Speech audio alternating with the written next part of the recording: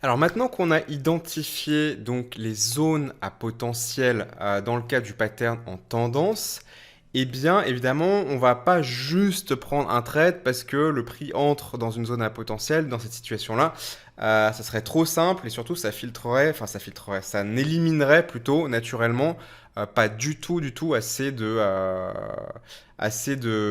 d'opportunités. Enfin, ça n'isolerait pas suffisamment bien les opportunités qui sont réellement à potentiel, qui sont réellement intéressantes.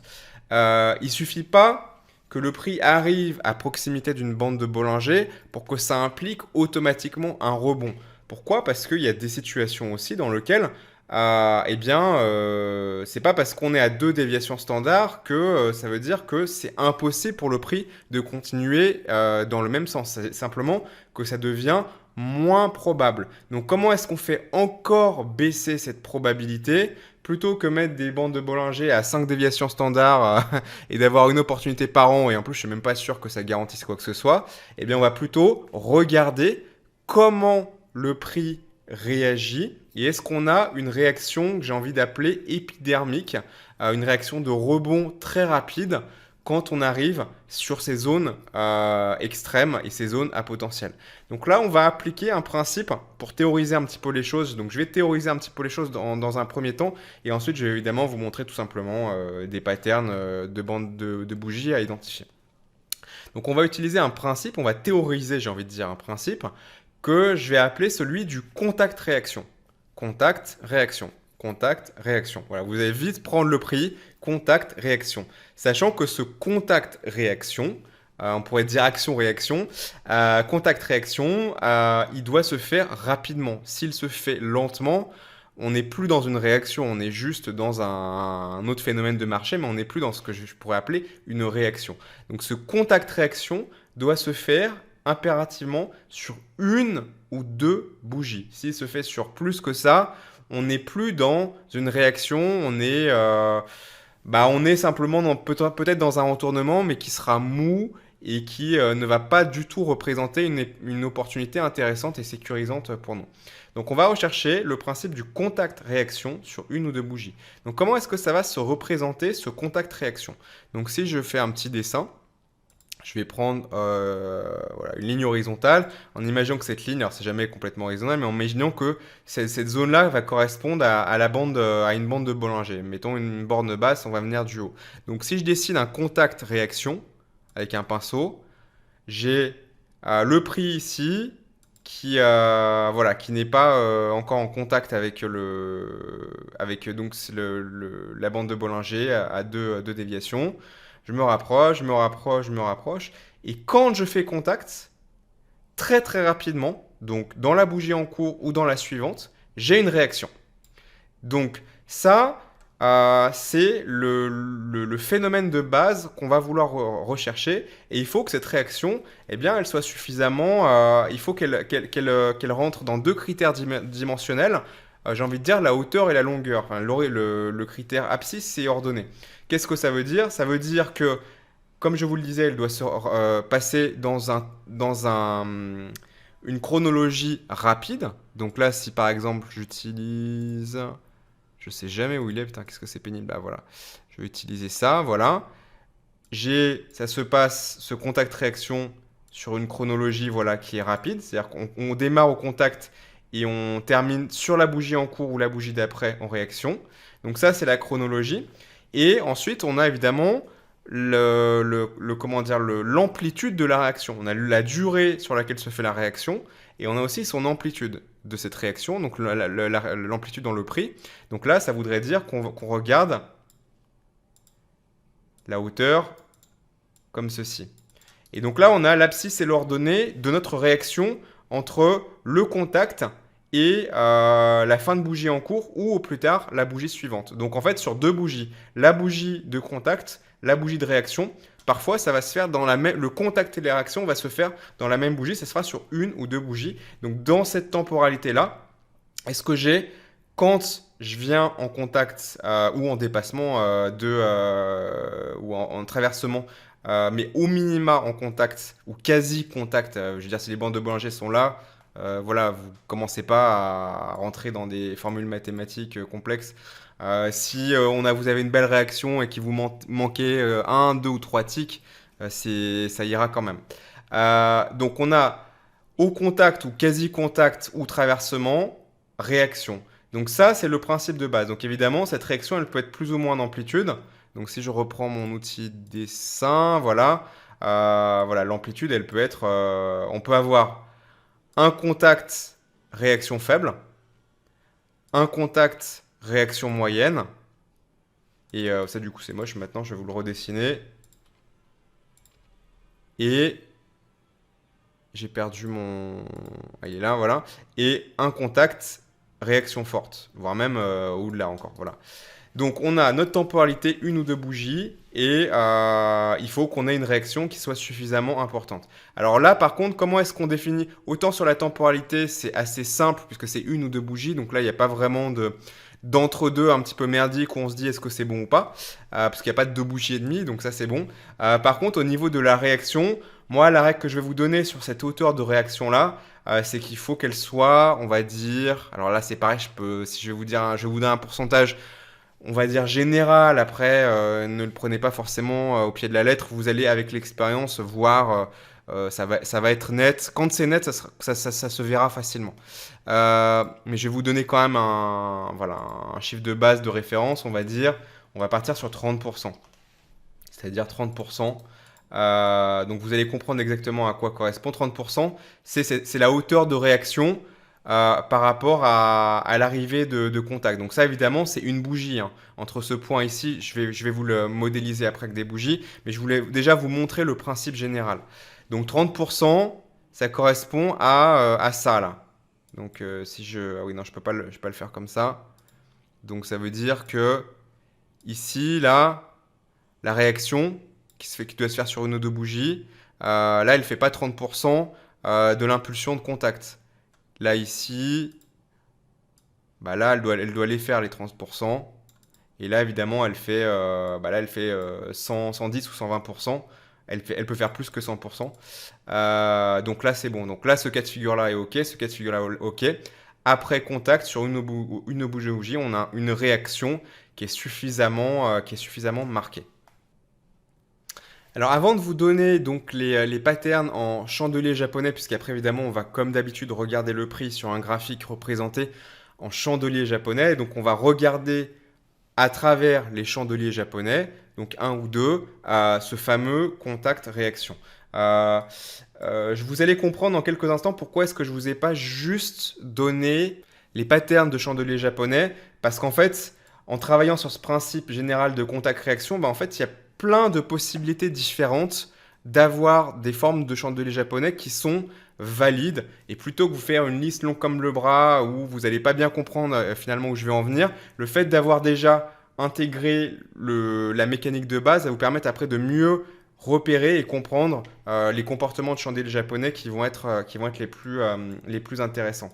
Un petit exercice intéressant que vous pouvez faire pour bien comprendre et ressentir ça, alors je vais réafficher ma bande de Bollinger 20, voilà, c'est que plutôt qu'afficher le prix en chandelier japonais, alors je parle là juste pour des raisons pédagogiques, hein, je ne vous dis pas de travailler comme ça après sur le prix, c'est de réafficher le prix, non pas affiché en chandelier japonais, mais en trait, pour bien constater ce principe de contact-réaction.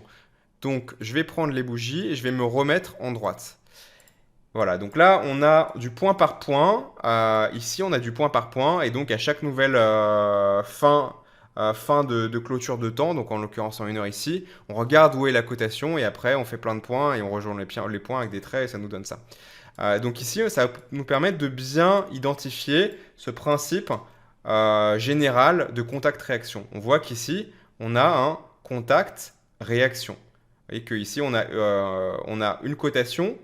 La cotation suivante nous amène en contact et même en très léger déplacement de la bande de Bollinger blanche. Et suite à ce contact ou traversement, on a une réaction. Ici, la réaction, on pourrait... difficile de mesurer comme ça. Je vais faire... Voilà, ici, on a le point de départ. Le point, je vais utiliser une couleur neutre. Voilà, blanc.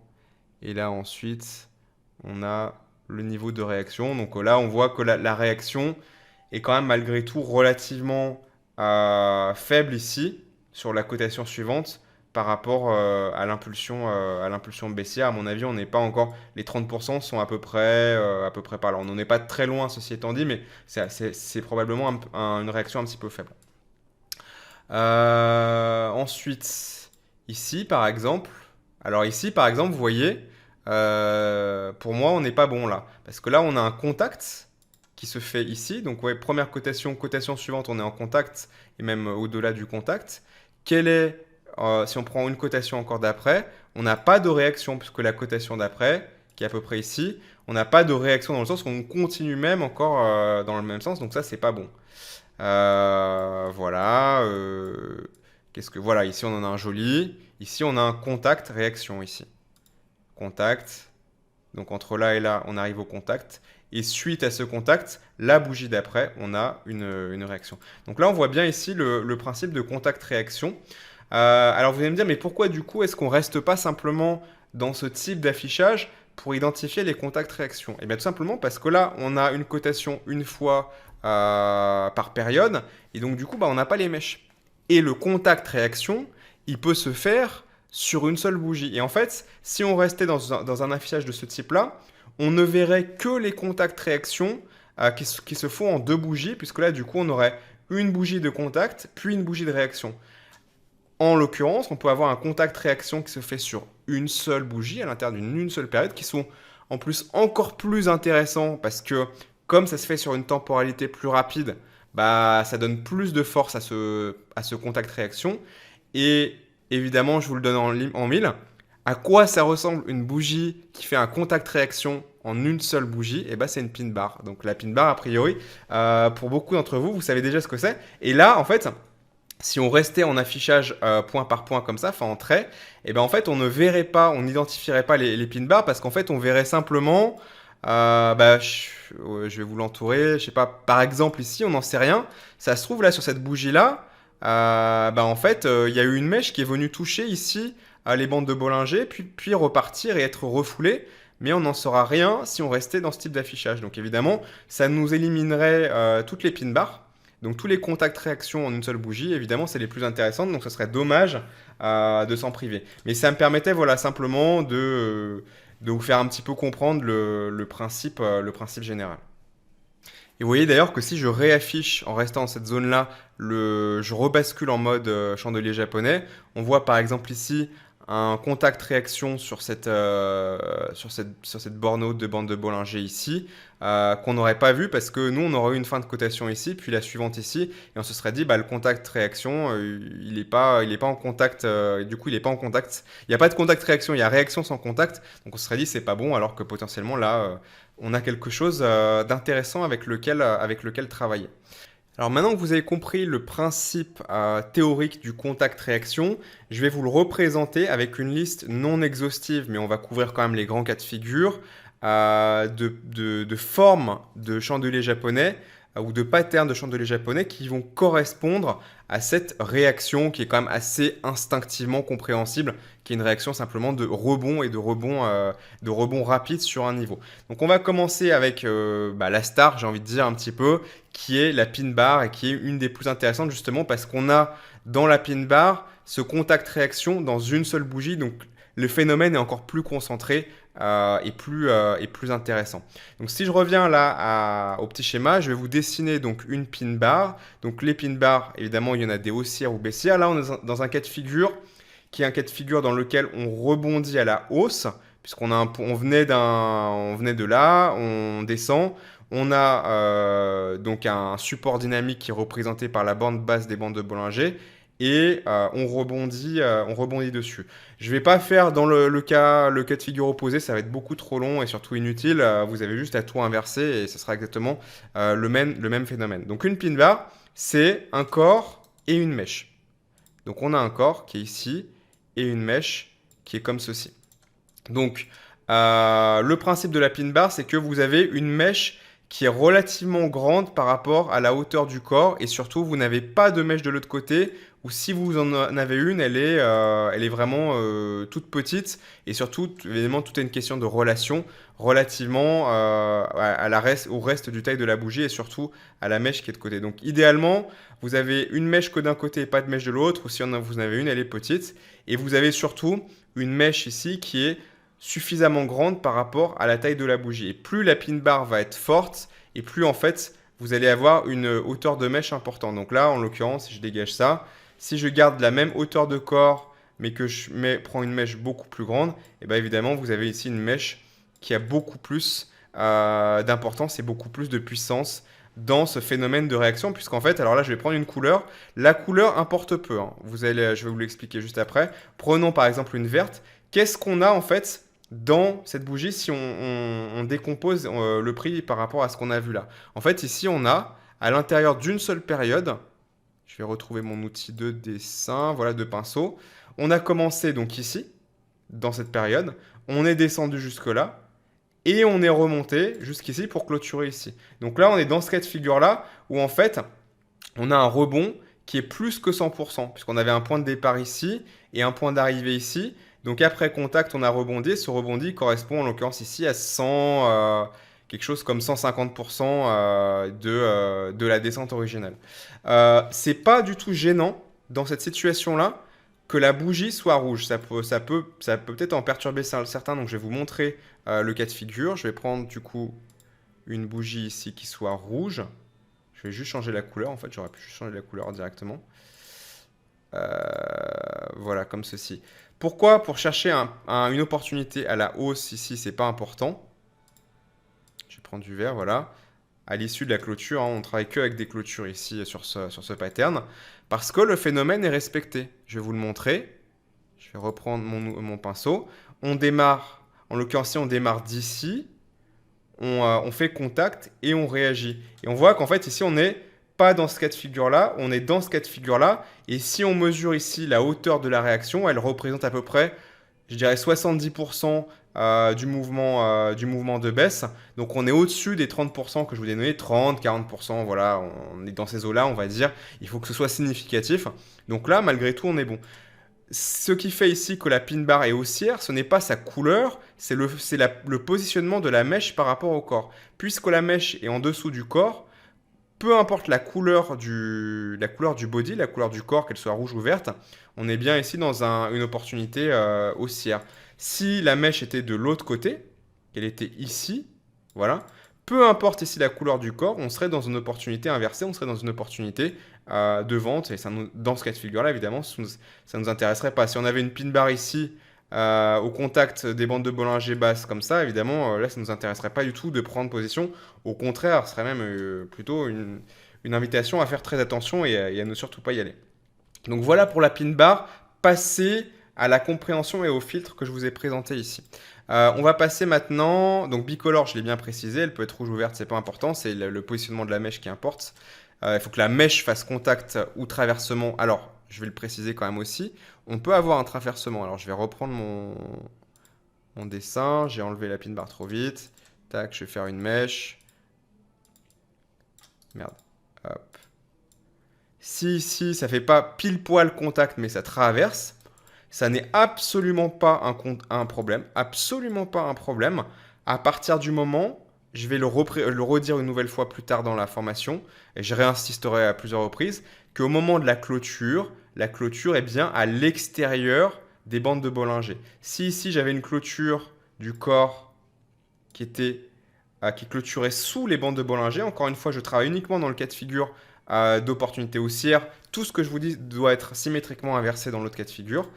Si on avait une clôture ici qui était sous les bandes de Bollinger, alors là, ce n'est pas un cas de figure valide puisque vous êtes dans une zone de danger ou dans lequel le prix potentiellement peut encore continuer à la baisse. Le fait qu'il soit rejeté à l'extérieur, enfin rejeté plutôt à l'intérieur, c'est-à-dire qu'il est allé à l'extérieur, il a été rejeté à l'intérieur, le fait qu'il soit rejeté de l'extérieur vers l'intérieur nous indique qu'on peut prendre position et que le prix a envie de réintégrer la loi normale et revenir vers des niveaux normaux après avoir été dans un extrême.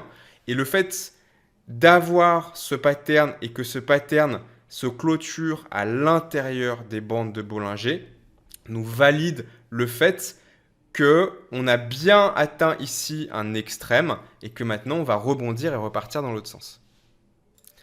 Alors deuxième cas de figure qui est assez similaire à la pin bar mais dans lequel on a simplement une mèche de l'autre côté, c'est ce que j'appelle le méchage simple. Alors je ne sais pas comment l'appeler autrement parce que je suis allé chercher dans les différents noms, la liste des différents noms des bougies japonaises, un truc qui corresponde à ça et j'ai pas trouvé. Donc pour l'instant je l'ai appelé, si vous avez un meilleur nom, vous trouvez un nom, vous me le direz. J'ai appelé ça un méchage simple. De toute façon, le fait de donner un nom à ça n'est pas très important une fois qu'on a compris le principe, peu importe que vous appelez ça Tartampion, Toto ou ce que vous voulez quoi. C'est le phénomène que je vous le comprends. Donc le méchage simple, c'est exactement la même situation que celle de la pin bar, à part qu'en fait vous avez une mèche de l'autre côté. Ce n'est pas, en gros, l'idée c'est que ce n'est pas grave si vous avez une mèche de l'autre côté dans cette situation-là. Pourquoi? Parce que ça correspond en fait dans cette situation, si je vous décompose le prix de cette bougie, ça veut dire que on démarre le prix ici, qu'on est monté jusque là, puis qu'on est descendu jusque là, ici, et puis qu'on a terminé ici. Donc là, en fait, le fait qu'on ait une mèche de l'autre côté, ça veut juste dire qu'au début du mouvement, avant qu'on fasse le contact réaction, ou traversement réaction, il s'est passé des trucs, mais on s'en fout de ce qui s'est passé avant. Le fait qu'on ait, bah oui, ça a monté, ça a descendu, le prix il a vécu avant, il n'a pas fait que descendre ou il n'a pas fait que monter. C'est pas grave à partir du moment où là on a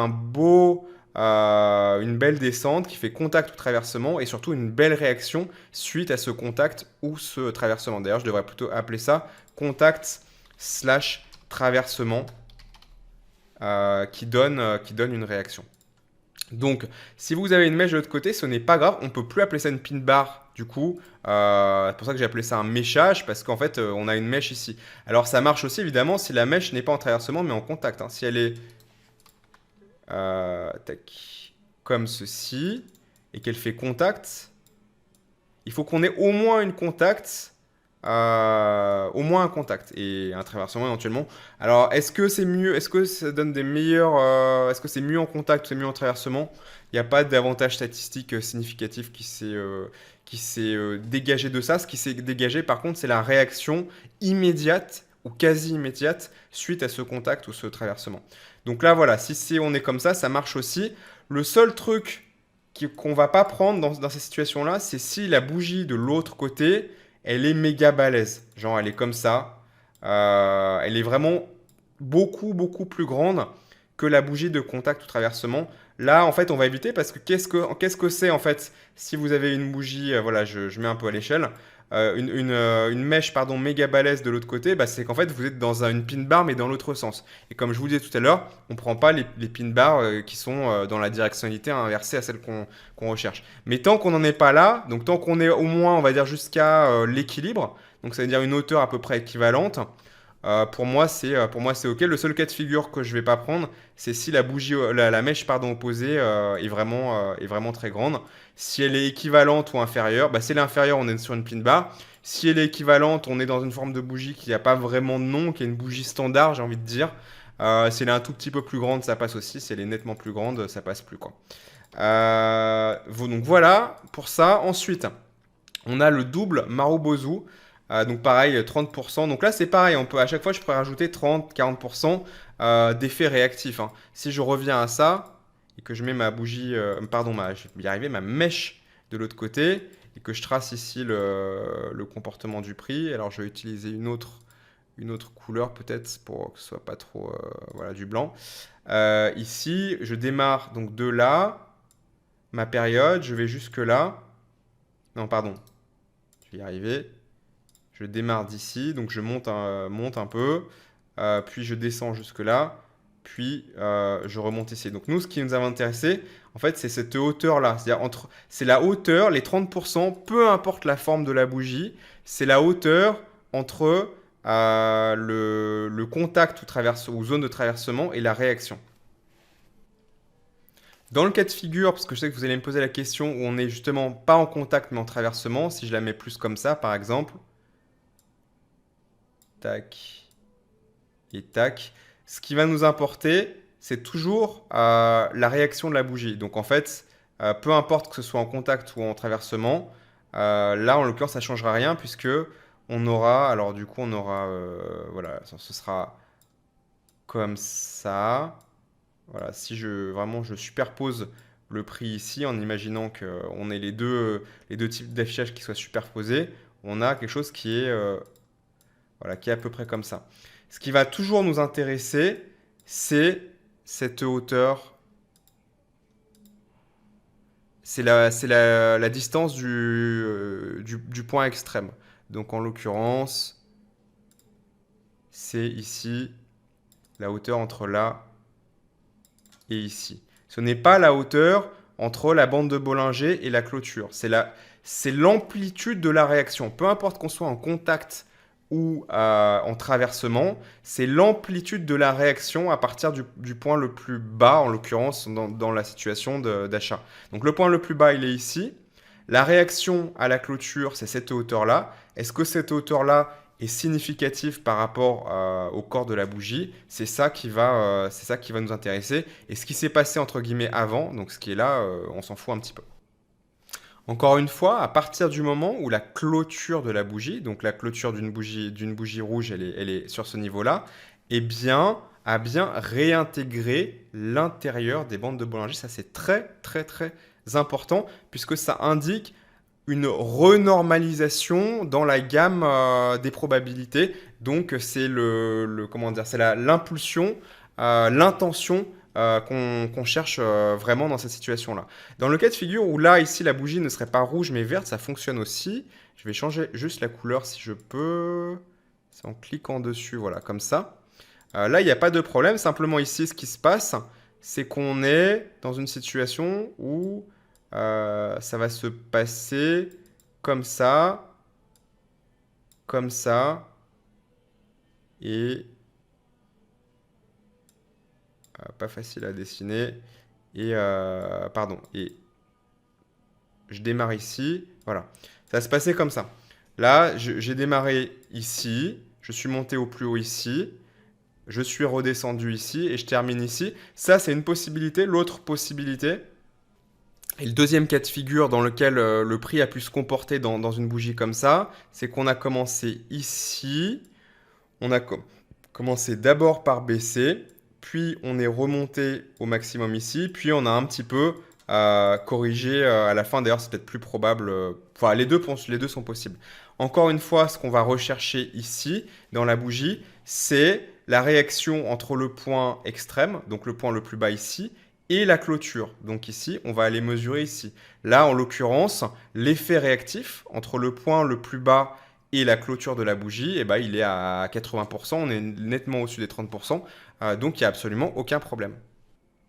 Donc ça, c'était les deux premiers cas de figure classiques, j'ai envie de dire, dans lesquels ça se fait sur une seule bougie. Maintenant, on a aussi deux cas de figure principaux dans lesquels ça ne se fait pas sur une seule bougie, cet effet contact/traversement-réaction. Je vais dire contact-réaction, mais vous aurez compris, pour une simplicité vocabularistique, on va dire, enfin d'expression orale. Donc les deux cas de figure dans lesquels ça ne se fait pas sur une seule bougie, le contact-réaction, mais ça se fait sur deux bougies. Ça fonctionne aussi, on est encore dans une temporalité qui est suffisamment, entre guillemets, compressée. Donc vous avez ce que j'ai appelé le double Marubozu. Donc, c'est-à-dire, encore une fois, c'est un peu un abus de langage ici, mais il faut bien que je l'utilise parce qu'il n'y a pas vraiment de nom vraiment défini. Alors du coup, je vais tout vous redessiner. Bon, ça, je vais le garder pour l'instant. Ça, je vais le virer, je le remettrai. C'est dans l'idéal, on va dire, mais on n'a pas besoin que ce soit idéal. Mais je vous donne le cas de figure idéal pour que vous visualisiez bien le principe. C'est d'avoir en deux bougies, une première bougie en l'occurrence ici, baissière qui vient à minima au contact, voire en traversement, et juste la bougie d'après. Donc là en l'occurrence quand on est ici, on ne peut pas dire je décollais parce que j'ai eu contact traversement mais je n'ai pas encore eu réaction. On peut se permettre d'attendre une bougie pour observer cette réaction. Soit c'est dans la bougie, donc là en l'occurrence ça n'a pas eu lieu, soit c'est la bougie d'après. Par contre, dès qu'on est encore, on va plus loin, après on arrête parce que ça veut dire que la réaction potentiellement va être molle. Et bah, nous, on veut pas qu'elle soit molle, on veut qu'elle soit forte justement pour nous mettre en sécurité rapidement et aller chercher aussi avoir plus d'effets ressort, j'ai envie de dire. Imaginez que on va avoir un ressort qui est plus ou moins serré. Donc si vous appuyez très fort sur votre ressort et que vous lâchez d'un coup, eh ben, il va aller loin. Alors que si vous appuyez juste un peu et que vous lâchez, eh ben, il va aller moins loin. Donc évidemment, on veut qu'il aille le plus loin possible parce que le loin, c'est notre profit de l'autre côté. On le verra justement dans le chapitre Money Management où on va définir les points de break-even, les points de sortie, les stops, etc. Donc, l'effet de réaction ici dans la bougie suivante, eh ben, il faut forcément que ce soit une bougie qui soit haussière ici. Et donc là, le pourcentage qu'on mesure, c'est évidemment toujours pareil dans la bougie de validation. Donc la bougie de validation, c'est la deuxième ici. Tac. Entre le point extrême, donc le point en l'occurrence le plus bas ici, et la clôture. Donc là, on voit qu'entre le point extrême et la clôture, par rapport à la bougie d'avant, eh ben, on est à 100%. Si j'étais comme ça, eh ben là, on serait à peu près à 30%. Donc jusqu'à à peu près 30%, on va dire qu'on peut considérer que la réaction du prix sur le contact au traversement, elle est suffisamment notable pour qu'on puisse la prendre en considération. Et encore une fois, cette bougie-là, donc la bougie de déclenchement potentiel du trade, doit clôturer à l'intérieur des bougies des bandes de Bollinger si jamais on était dans un cas de figure de traversement, donc comme ça par exemple. Évidemment, quand on est dans les cas de figure, on a juste fait contact, on n'a pas vraiment besoin de se poser la question est-ce que je suis bien ou pas à l'intérieur des bandes de Bollinger puisque bah, je suis forcément à l'intérieur vu que j'en suis pas sorti. On va se poser la question si on en est sorti. Si par exemple voilà, j'avais une petite bougie, une bougie de réaction comme ça et que j'étais à l'intérieur ici, bah là ce serait pas valide. Bon, de toute façon, ce serait pas valide à cause de la règle d'une réaction qui est trop faible. Mais en imaginant voilà qu'on soit comme ceci par exemple, pour moi ici, c'est un cas de figure qui n'est pas bon parce que même si ça représente environ 50% d'effet réactif sur la bougie précédente, j'ai une clôture qui est à l'extérieur, à l'extérieur des bandes de Bollinger. Donc pour moi ici, là, je n'ai pas validé que le prix voulait repartir dans l'autre sens et voulait repartir à la normale. Potentiellement, c'est des cas de figure où on peut avoir un appel d'air baissier qui peut encore continuer quelques bougies. Ça va jamais durer très longtemps avec les bandes de Bollinger puisqu'on est dans des situations à faible probabilité, dans des extrêmes, mais ça peut durer encore 2-3 bougies et ces 2-3 bougies supplémentaires peuvent aller nous déclencher notre stop. Donc là, on est dans le cas de figure où on peut sans abus de langage, appeler ça un Marubozu parce que c'est un Marubozu, c'est une bougie qui a une forte impulsion et pas de mèche, surtout des deux côtés. Vous voyez que là, j'ai pas très avec les mèches. Évidemment, là où on va commencer à utiliser un abus de langage, donc ça commence maintenant. Donc prenez je sais pas comment dire, pas entre parenthèses, mais je trouve pas le mot, entre guillemets, voilà ce que je vais dire maintenant parce que je vais faire un abus de langage. C'est qu'il n'y a pas de problème à avoir des mèches ici. Hein. Vous pouvez avoir une mèche ici et ici, ici et ici. Et là, on n'a plus vraiment affaire à des Marubozu. Mais malgré tout, si on est dans une situation de contact-réaction, si on est comme ça, bah là, c'est valide. C'est pas parce qu'on a un peu des mèches sur ces bougies. Si on même un peu ou beaucoup. Hein. Là, si par exemple ici, on a... Alors là, du coup, je commence à être gêné par le prix, mais bon, vous comprendrez le phénomène.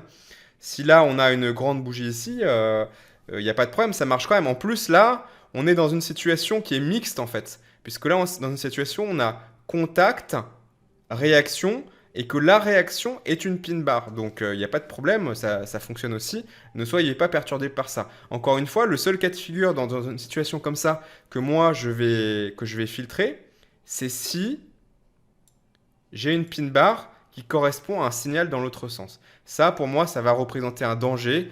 Et dans la plupart des cas de figure, je ne vais pas prendre si j'ai une pin bar qui correspond en fait à un signal de vente, alors que là, je suis en train de chercher un signal d'achat. Alors, quatrième et dernier cas de figure, et donc c'est le deuxième cas de figure dans lequel, entre guillemets, on travaille avec deux bougies. qui est un peu plus... vous y aurez peut-être pas pensé à celui-là, naturellement. Toutes ces choses-là précédemment, avec l'élément de balle, peut-être que vous y auriez plus ou moins, on va dire, compris et retrouvé. Un cas de figure qui est moins évident, qui saute moins aux yeux, mais qui malgré tout reste parfaitement valide, c'est le gap plus impulsion. Donc gap plus impulsion, si je théorise encore, attendez, je vais remettre à l'échelle mes trucs, voilà. Donc je vais recommencer tout mon dessin pour être propre, voilà. J'ai mes cas de figure de référence, entre guillemets, enfin, mes comportements de référence à côté ici. Donc là, le gap plus impulsion, c'est quand on va avoir, par exemple, je sais pas, on a une bougie, voilà, rouge, comme ceci. Ensuite, on a, sur la bougie d'après, on a un gap et une impulsion. Donc là, je vais la mettre par rouge, du coup, mais vert. Merde, vert. Voilà. Donc là, on est dans une situation de gap plus impulsion.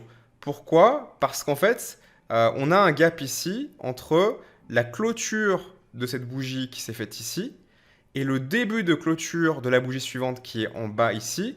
Eh ben, on a un trou de cotation, entre guillemets, puisqu'on est passé brutalement d'ici jusqu'à ici. Donc là, nous avons un gap. Je vais mettre une distance pour, je sais pas, pour mieux que vous le matérialisez. Nous avons un gap ici.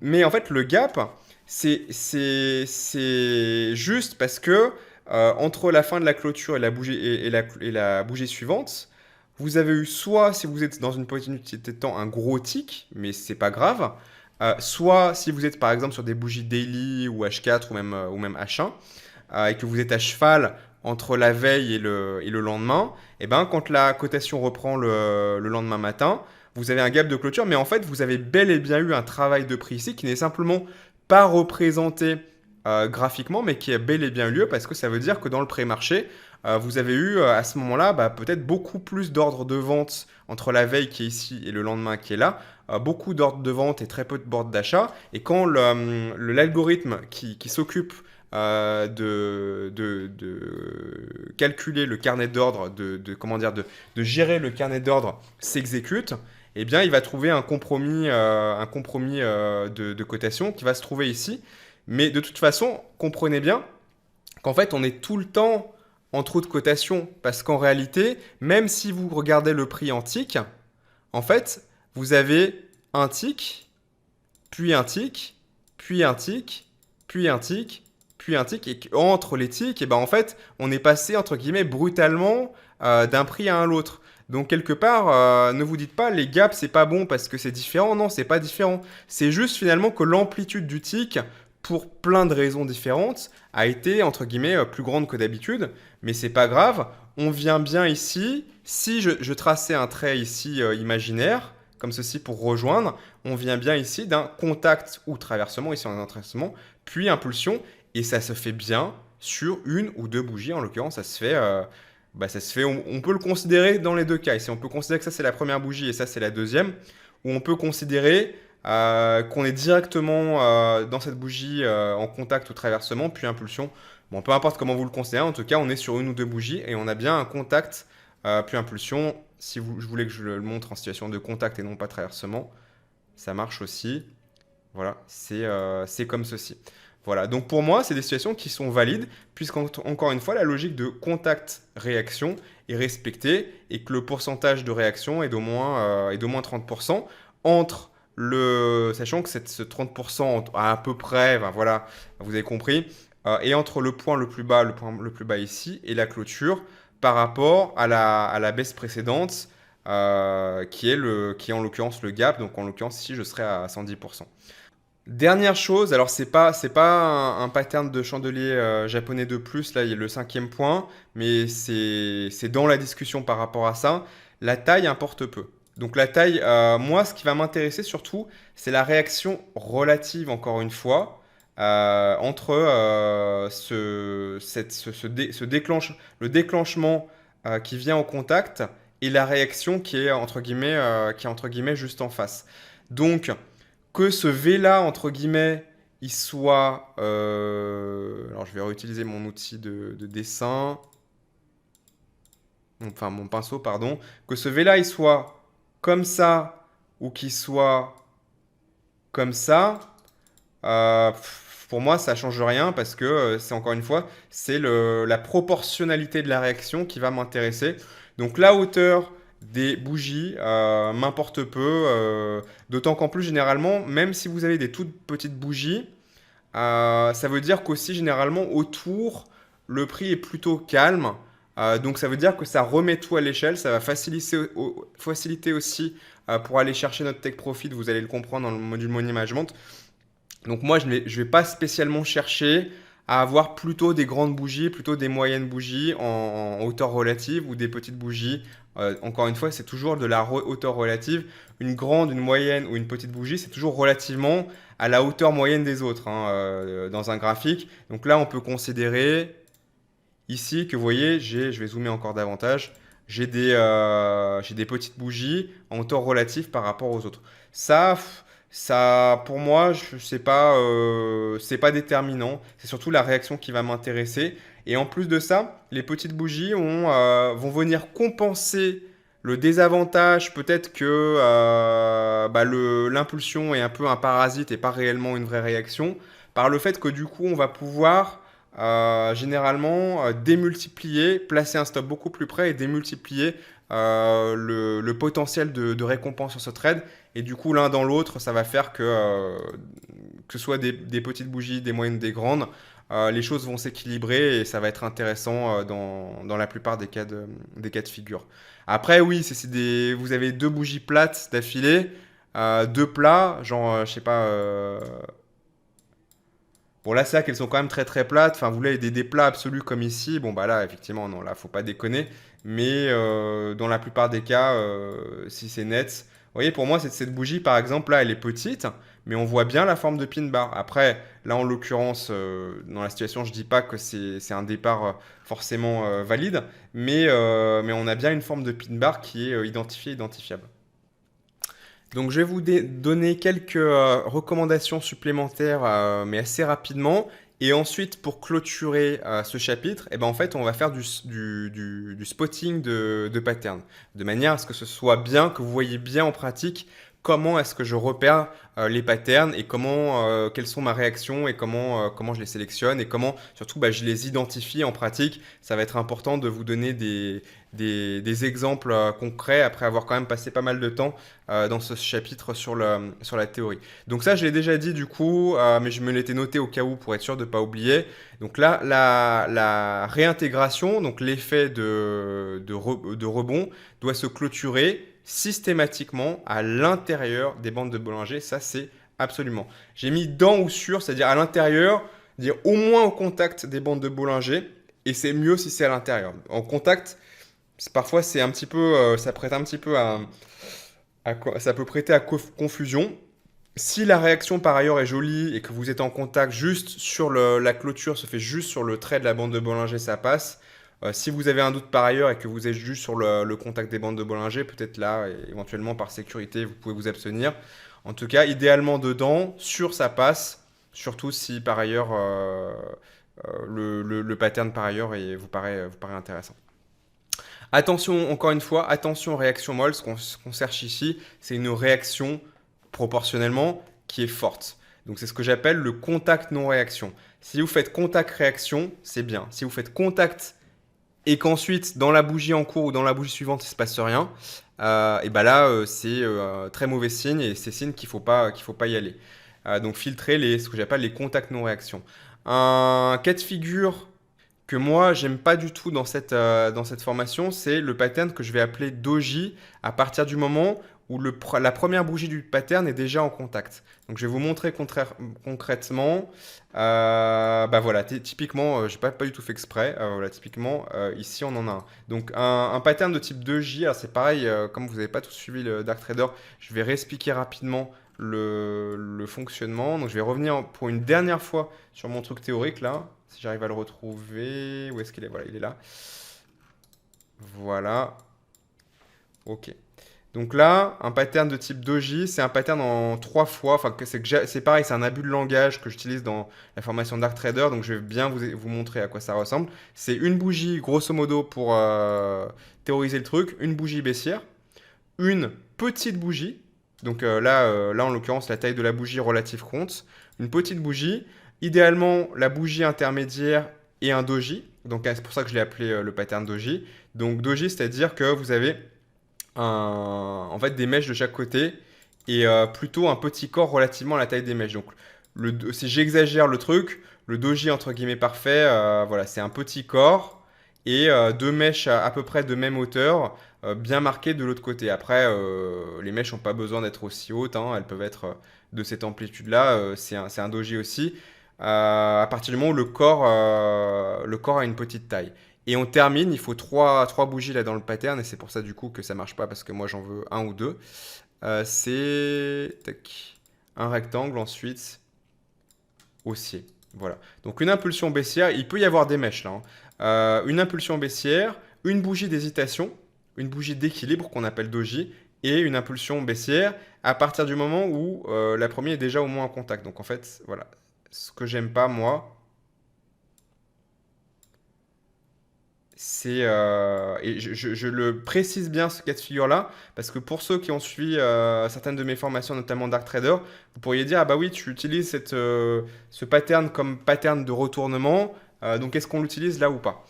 Dans ce cas de figure-là, moi je prends pas. Pourquoi? Parce qu'encore une fois, rappelez-vous, le principe c'est contact-réaction. Donc là, si je regarde les choses comme ça, j'ai contact, non-réaction. À partir de là, moi, en fait, c'est la fin de l'histoire, hein. Ce qui se passe après ne m'intéresse plus. Là, ça rebondit. Donc là, j'ai un doji. Pour moi, c'est trop tard, ça m'intéresse plus. Là, j'ai contact, non-réaction. Pourquoi non-réaction? Tout simplement parce que la bougie suivante, bah là, en l'occurrence, non seulement en plus, déjà, elle clôture pas au-dessus des bandes, à l'intérieur, pardon, à l'intérieur des bandes de Bollinger, mais en plus, elle n'a pas de réaction intéressante inversée proportionnellement à la réaction suivante. Donc là, voilà, on peut être à l'intérieur, mais même si vous voyez que là, on clôture dessus, alors je vais exagérer un peu voilà, pour bien que vous compreniez le principe. J'ai donc contact, j'ai une clôture au-dessus, mais je n'ai pas de réaction significative. La bougie qui suit ne réagit pas de manière suffisamment contrariante à la bougie précédente. Déjà, c'est en 2 fois. Moi, je préfère qu'on soit en 1 fois, mais en 2 fois, ça passe encore. Mais par contre, il faut que la bougie suivante, elle envoie un peu du pâté, 30, 40%, 40% même. J'ai envie de dire, c'est mieux. Sur les pin bars, enfin sur les patterns en une bougie 30, vous pouvez être un petit peu plus tolérant. Par contre, en 2 fois, il faut quand même que la bougie de réaction, elle envoie du lourd. Si elle est comme ça, pour moi, c'est OK. Elle n'a pas besoin de dépasser. Elle peut être inférieure, mais il faut qu'on voit clairement que le prix, il est éjecté après avoir fait contact ou traversement de la bande de Bollinger, quoi. Donc c'est pour ça que moi, si je suis comme ça, par exemple, ici, contact, réaction ou pas réaction? Non, pas réaction, c'est mort. Même si après ça fait ça, pour moi, c'est la fin de l'histoire, c'est terminé. Et vous verrez que très souvent, quand ça y va en fait en 3 fois au lieu d'en 2 fois, bah souvent après, en fait, ça repart. Enfin, le mouvement, en fait, même s'il continue encore dans le même sens, il va y aller mollement et ça va être très difficile d'aller chercher notre target, mais on le verra dans le module Imagement. Je pensais pas passer autant de temps dans la théorie sur ce chapitre, je vous l'avoue. Mais je me suis rendu compte au fur et à mesure de l'enregistrer, c'est pour ça qu'il y a eu pas mal de petites coupures, qu'en fait, bah, il fallait quand même que comme vous n'aviez pas forcément tous le même niveau technique, j'étais obligé malheureusement bah, d'y passer pas mal de temps. Maintenant, on va passer donc à l'application pratique de la détection donc, du pattern.